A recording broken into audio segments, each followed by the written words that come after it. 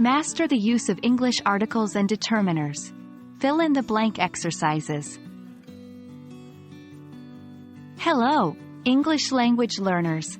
Today we're going to dive deep into the wonderful world of English articles and determiners. These small words play a huge role in making our sentences clear and grammatically correct. We'll focus on putting our knowledge into practice with some fill-in-the-blank exercises. Are you ready? Let's jump right in. Before we start, let's quickly remind ourselves what articles and determiners are. Articles in English are the, a, and n. They're used before nouns to indicate whether the noun is specific or nonspecific. Determiners, on the other hand, are words placed in front of a noun to specify its quantity or definiteness. These include words like this, my, each, few, and many more.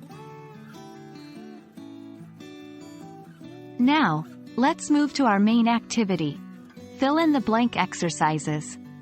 You'll see sentences with missing words. Your task is to select the most suitable article or determiner to complete the sentence correctly. Let's sharpen those grammar skills. Here are some examples. 1. Blank, apple a day keeps the doctor away. A. N. 2. Blank, books on the shelf are mine. The. On.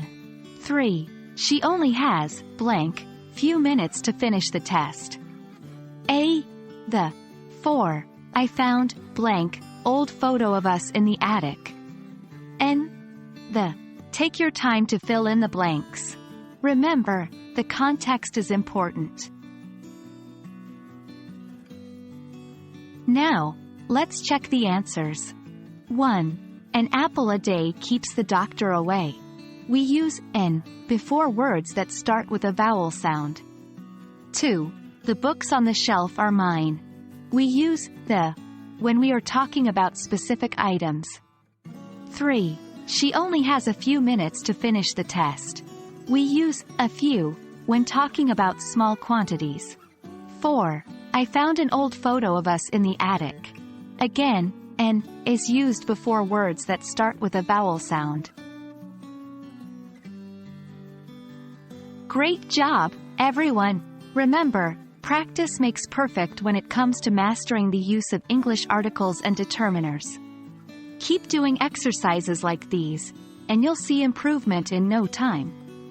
As always, we hope this video was helpful.